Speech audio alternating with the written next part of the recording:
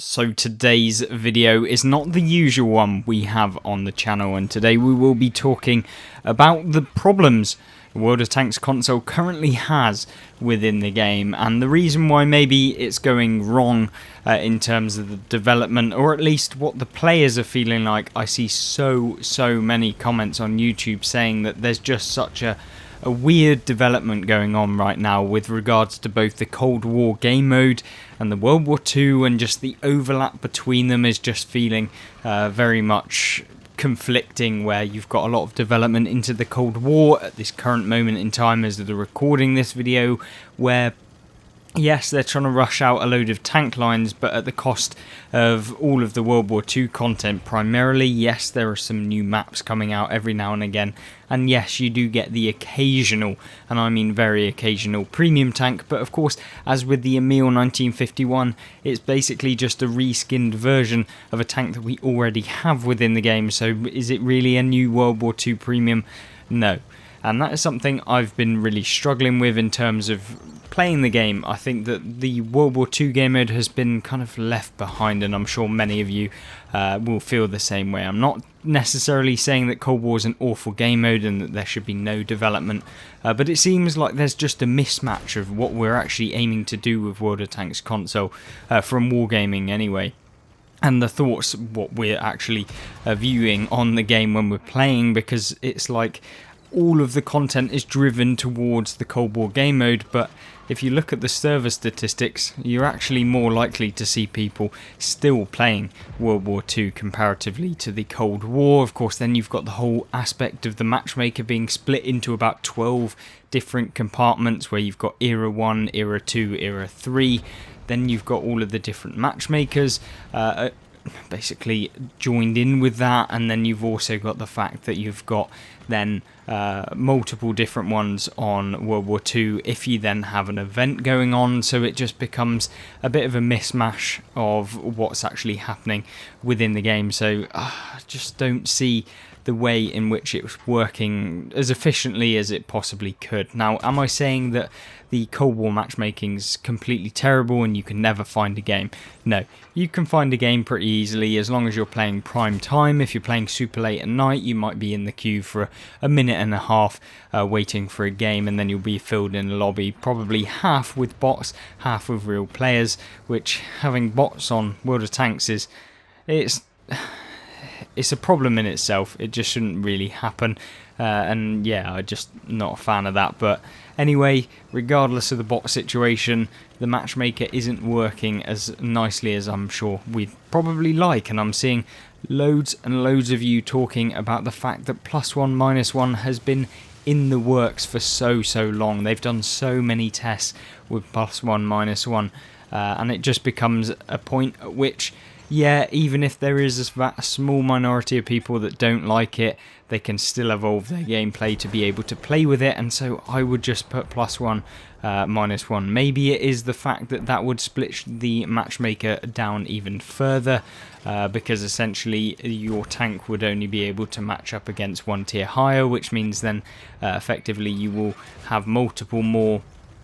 Well, you'll be more difficult to actually find games at each of the tiers.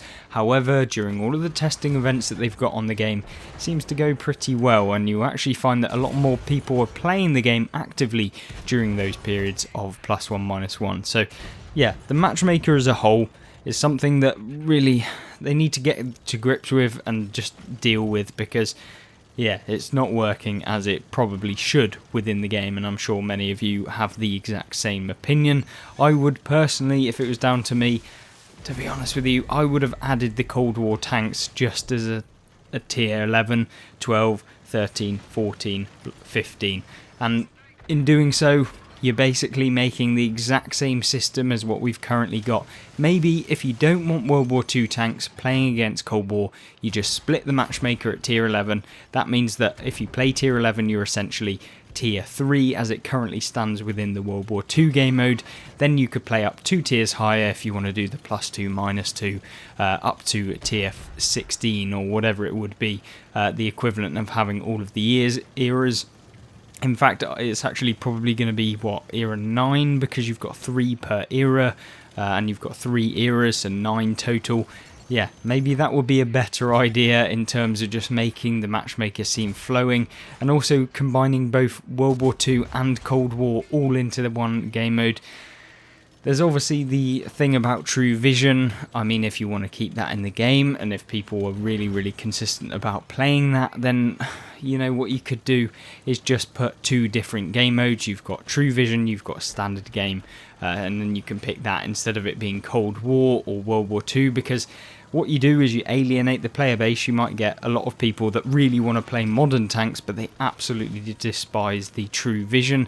And then alternatively, you get a lot of World War II players that may want to play True Vision but can't because it's not even available within the game. So if they had that sort of system, I feel like it would probably work better. They'd probably find that not as many people play the True Vision game mode. Well, that's probably because people don't tend to like True Vision. They tested it multiple times throughout the testing period before Cold War was even released, before they even had hopes of it. They tried to implement it into the World War II game mode in an update a long time ago now, probably a year and a bit. And it turned out that something like 80% of players absolutely said, no, I don't want True Vision. And then again, Wargaming went straight ahead, rolled it out onto Cold War, because, yeah, they've invested time in it, and now apparently everyone has to do it, whether or not people even enjoy it. But yeah, not that I'm saying Cold War's bad. I see a lot of comments going, oh, you always trash Cold War, but no, I'm just trashing some parts of Wargaming's development and why they do certain things within the game, which definitely needs to be talked about. And it's been long enough since we've kind of not held them kind of responsible and talked about some of the problems that they've actually just been neglecting entirely. There's a lot of focus on premium tanks, especially the Cold War ones. It seems like we'll just make a broken Cold War premium that everyone's going to buy, and it's better than the Tech Tree one. So yeah, do that, and then you can earn loads of silver. And it's like as if they're now just promoting it to just earn loads of silver for the World War II game mode, rather than actually playing the Cold War game mode to progress on that. Which, yeah, it just doesn't seem any good. And I mean, the only time I've ever seen Cold War absolutely littered with players is when they've basically put a ×5 silver boost on the starting Tech Tree tanks, which, yeah, I mean, if they put that on World War II, everyone would be flocking onto it and playing it like mad. So I'm not surprised that that's the reason why people played Cold War for that weekend. I think 2 weeks or 3 weeks ago. Yeah, there's just that's the reason. I feel like sometimes Wargaming take the statistics going, well, actually, look, there's 4,000 people playing our Cold War game mode every single day, which means that it's not bad.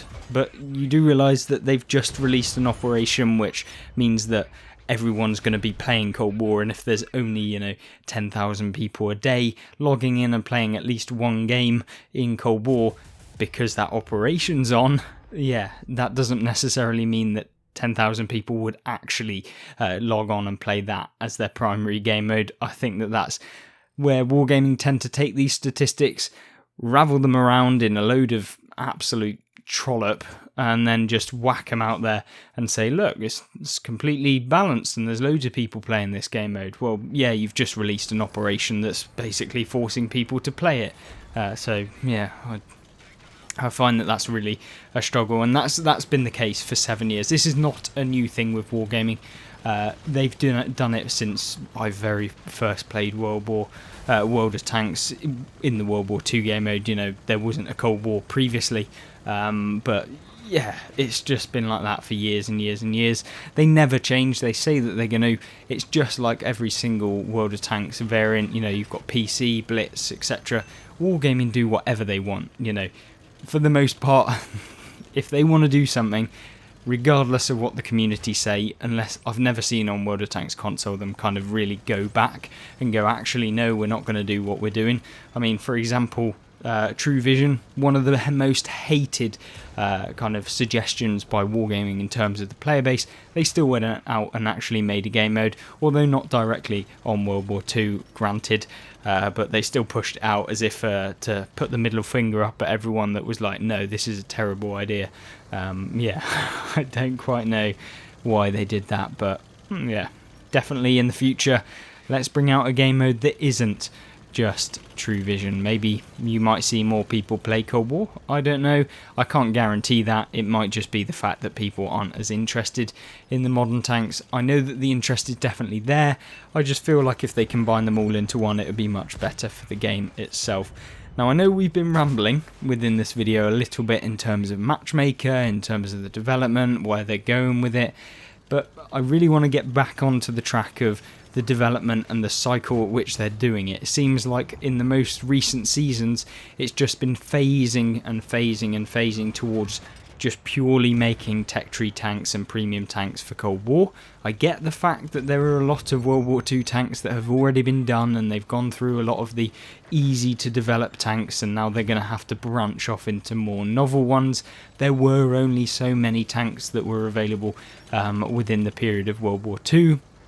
So I get it, you can't make tanks that didn't exist, well, unless you're World of Tanks console and decide that the machine is okay, but disregarding that, we don't want any more broken premium or mercenary tanks in the game, thank you. But in terms of real tanks, yeah, you're limited, and hence probably why it would be in a good direction to go towards more modern tanks. They're already in the game, you know, you've got the Chieftain Mark 9 that's already in the game, I believe. You've also got, you know, the FE4201, all of these tanks. They weren't actually used within World War II a lot of the time, and so what I would have just naturally done is just maybe increase the tiers within the game like we've talked about. I think that'll be a much better system. Just means that, yeah, the tanks are still going to be able to play against all of the different ones, just in a different kind of format to what they currently are in, because I just feel like the splitting of the matchmaker really annoys everyone, and yeah, it doesn't work very well. It's not efficient. We told them that at the beginning of the launch, saying this is not a good idea. They still went full steam ahead, released it, and yeah, probably one of the worst launches to World of Tanks update in a long time. And I mean, we've even got update 6.0 in there as a reference point, and yeah, still terrible. But anyway, what can we do to actually change the game for the better? Well, we talked about obviously changing the matchmaker, implementing +1, -1, definitely implementing a tutorial system. Don't know if Wargaming are actually focused around that sort of thing, but that's something I really want to see, and I'm seeing a lot of you guys coming into the comment section asking questions. It's always really good. A lot of you do actually answer each other's questions before I even get round to doing it. I only have so much time in the day. I'm really sorry if I can't answer your question, but I do try. I try and have a look through, but yeah, there's only so many hours in the day, and I do try. But that's primarily something I want to see in the game, the tutorial system where people can learn. If you want to find out how 6th Sense works, if you want to find out what the best perks are, I mean, you could even just promote videos on YouTube. You know, I'm sure there's plenty of console creators on YouTube that would be quite happy to make a guide that then goes into the game. I'm not saying, you know, they have to be my videos, just some sort of more educational videos. There's plenty of people out there that do videos on World of Tanks console, albeit not as maybe recognised as you'd probably hope that they were, given the quality of some of their videos. But yeah, I think that definitely needs to be something that Wargaming either do themselves or outsource to people within the community that make excellent content to be able to put into the game. So, you know, even if it's just a community tab that says, here you go, look at some of the guides section within the game, it just leads players to have a look, and if they want to watch that they can, etc, etc. Obviously making sure that the content isn't, you know, is available for the age range of the game, making sure that everything is all in one, and it means that, yeah, that it will just basically help out the game. I think a lot of players definitely need that, and maybe they don't know where to go. I think uneducated players is one of the key things that World of Tanks is kind of failing at, and that's something I think that they always underestimate within the game. They just think that there'll be a constant stream of players coming to the game constantly forever, and that's just not the case, to be honest with you. and you do actually need the players that are invested into the game to continue playing the game, to teach people how to play and show people why they might want to stick around. Yeah, I think that's definitely something to talk about, and definitely something that Wargaming should be focusing on.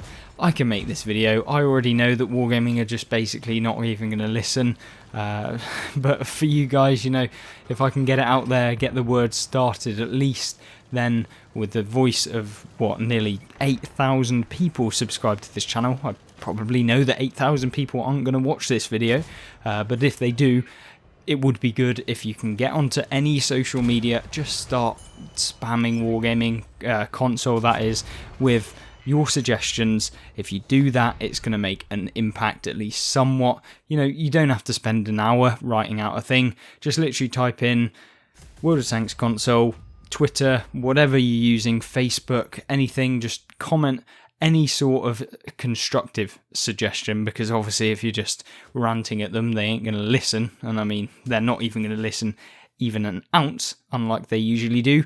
But yeah, hopefully we can see some kind of constructive stuff going on within the community. I think it's been long enough since I've really talked about the key issues that are facing within the game. I'm not saying the game is dead. I'm not saying the game is dying.